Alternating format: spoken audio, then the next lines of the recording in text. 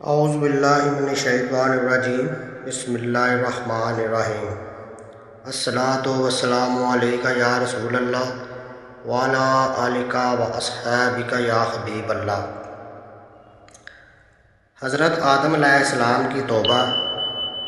محترم ناظرین اکرام، آج آپ کے ساتھ حضرت آدم علیہ السلام کی توبہ کا واقعہ شیئر کروں گا کہ کس طرح ان کے بدن مبارک سے جنتی لباس اتر گیا اور پھر انہوں نے اللہ تعالیٰ سے توبہ کی اور اللہ تعالیٰ نے ان کی توبہ قبول فرمائی۔ تو شروع کرتا ہوں، بسم اللہ الرحمن الرحیم۔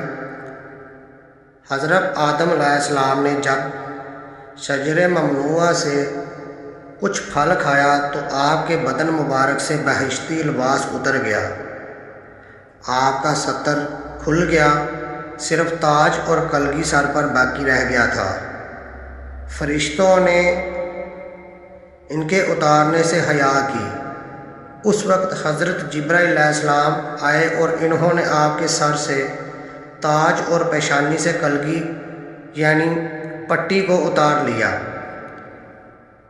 پھر آپ کو اور حوا علیہ السلام کو حکم ہوا کہ تم اور حوا میرے قرب سے دور جاؤ، یعنی یہاں سے نکل جاؤ، نافرمان میرے قریب نہیں رہ سکتا۔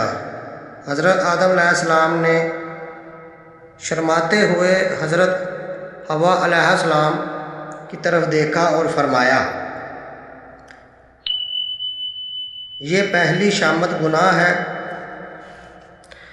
قرب حبیب کی منزل سے ہمیں نکال دیا گیا ہے، آرام بخش زندگی اور خوشگوار عیش کے بعد محتاج ہونا پڑا ہے۔ ناظرین، حضرت آدم علیہ السلام کی یہ حالت عظیم ستوت، زبردست فضیلت، عزت و ناز اور سب سے زیادہ مامون محفوظ جگہ پر بلند مرتبہ رکھنے اور اللہ تعالیٰ سے بہت زیادہ قربت رکھنے کے باوجود ہوئی۔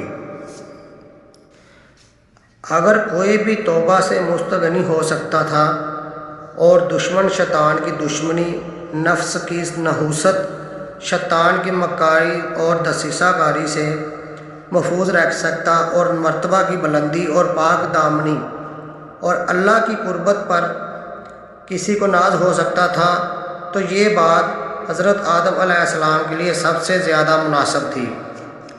یہاں تک کہ انہوں نے توبہ کی اور اللہ تعالیٰ نے ان کی توبہ قبول فرمائی۔